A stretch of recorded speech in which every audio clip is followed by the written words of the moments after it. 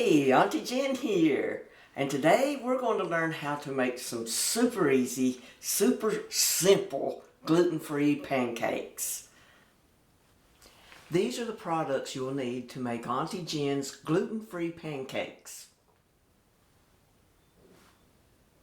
I've already put my egg and stirred it up a bit in the bowl, so that's the first thing we'll do.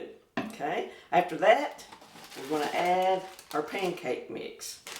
What I do is I'll just put in just so much, and you can put however much you want to in here.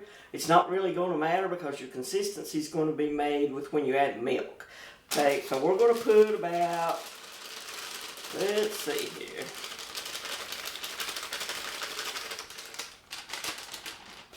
Okay, I've dumped about 2/3 of the bag of Bisquick into the bowl.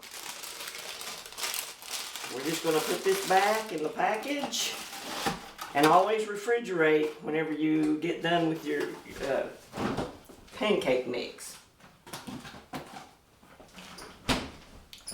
What I'll do next is I'll just stir it around with my spoon, and you can see there's about this much in the bowl. I want to mix that egg around in there in the flour, the Bisquick flour, and you can see it's kind of looking crumbly here. Just a little bit crumbly. That way we get that egg mixed around in there good. Now we're going to add our milk. And what we're going to do with the milk, I don't really measure it out. I just use it into consistency. So I'm going to put quite a bit there. You can see I've got quite a bit of milk there, but we're just going to stir it up.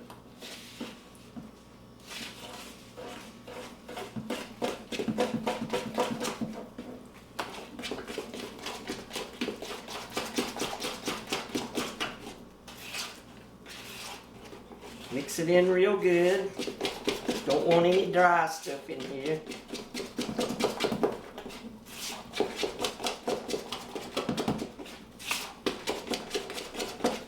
Now you can see that's thick. We don't want a pancake that does that, okay? So let's add some more milk in. And I've added about that much. You can see how it's kind of running at the top. Just going to stir it up until it gets smooth and even.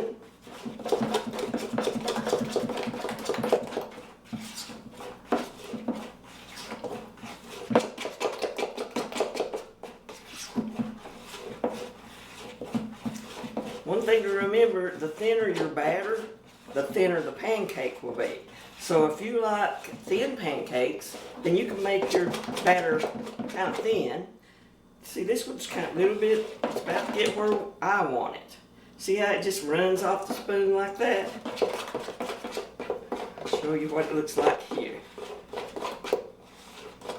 My husband likes a little bit of a thin pancake, so I'll make my batter a little bit thinner. If you like thick ones, you can make it a little thicker than that. And you can see my consistency is like that.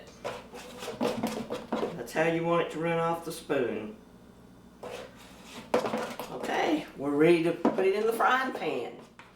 When I make pancakes, I like to put down some paper towels under my bowl, and I always put a paper towel under my spatula. This keeps my counter from getting messy, because when you're dealing with batter and it runs over the side, it can get all over your counter. Then it dries and gets hard. It's hard to get loose. So I always use paper towels. So that's a tip for you on how to keep your counter clean. First thing we'll do is add our olive oil. And I usually just fill it where it covers the skillet, the bottom of it. And you can see it runs around a little bit, so that's about how much we're using in olive oil. Then we turn our stove on. We're going to turn it on probably to about 7 to start, so our oil will get hot. We'll turn the temperature down later, but for right now, let's put it at 7 to let it get hot. Alright, our oil has heated up now, and so we're going to add our pancake batter. So what I'm going to do is I'm just going to dump it in like so.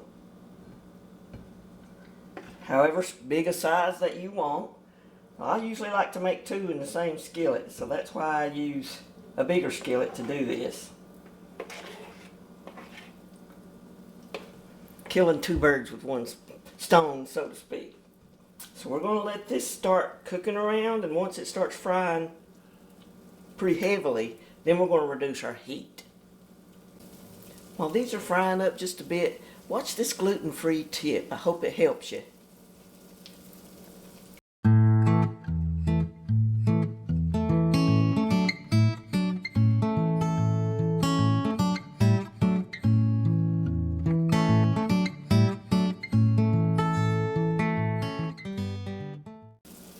Okay, we've just been frying about a minute, I guess.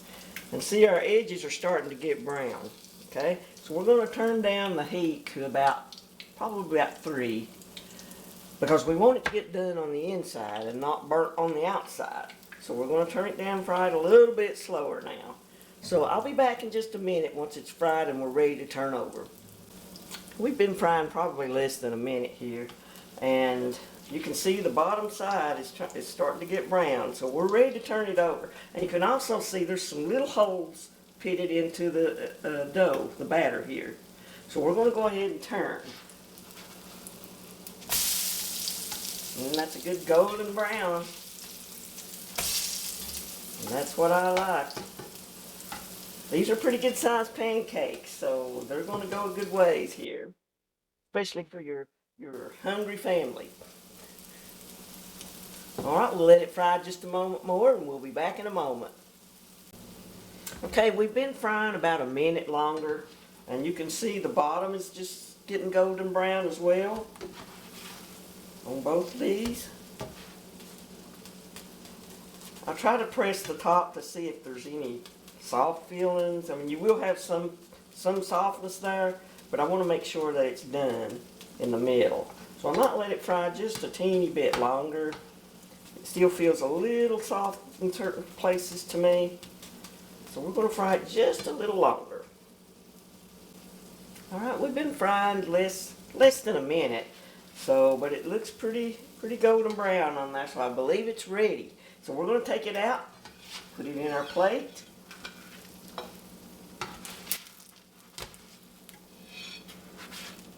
And we have breakfast. Back in a moment. So this is how you make Auntie Jen's super easy, simple, gluten-free pancakes. Hope you enjoy them. Add some strawberries or the fruit of your choice. It's going to be delicious.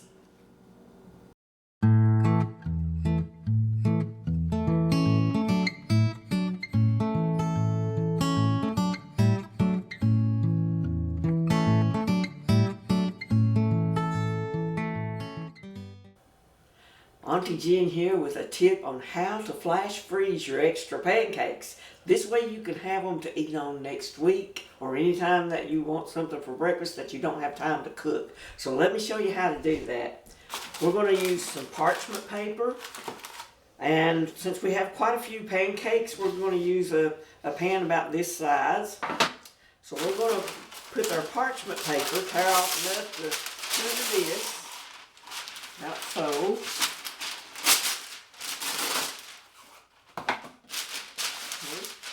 Then we're going to get our pancakes that we have left over. And our Auntie Jen's pancakes usually makes, if you make them this size, you'll have about 8 to 10 pancakes. But now my husband likes these little ones, so I make those for him. And he likes to put sausage or something or a meat between these two and eat them that way. So if you like those, you can do them that way as well. But we're going to put these all on our pan. Add them all around. And these will be just as good when you are pretty much like fresh. Not totally like fresh, but they'll be very good to eat on through the week. So you don't have to cook breakfast every morning. Okay, so we've got them in our pan. Now the next thing to do is we're going to put them in the freezer for about 2.5 hours and let them freeze. So let's do that now. Alright, that's all there is to it to flash freeze. We'll be back once they've frozen up for about 2.5 hours, and I'll catch you then. we're back.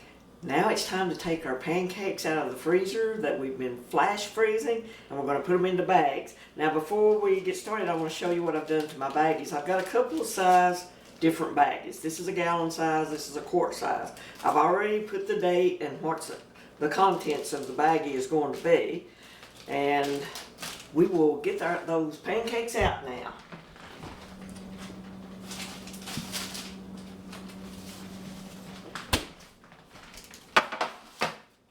Okay, you can see they're frozen here.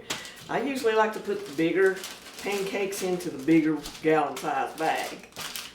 And a lot of times I'll have more than this. I'll have like about 6 pancakes sometimes.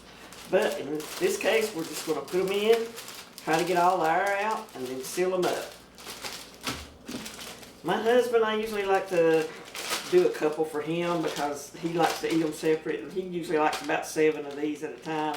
So I usually do 2 baggies full for him.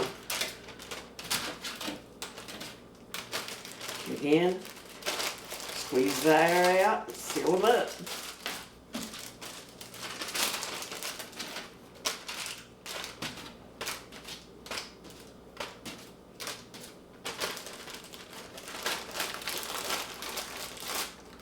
Okay, they're ready to go back into the freezer, and you can eat on these.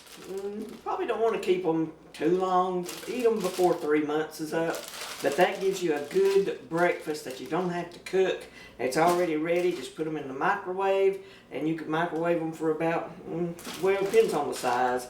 I usually heat mine about a minute, minute and a half. So that makes great breakfast. All right, that's how we flash freeze. Have a great one. Hope you enjoy these gluten-free pancakes. Make sure to leave me a comment. Let me know what you think. And make sure to subscribe. Don't forget. All right, Auntie Jen signing off. I'll catch you on the next recipe.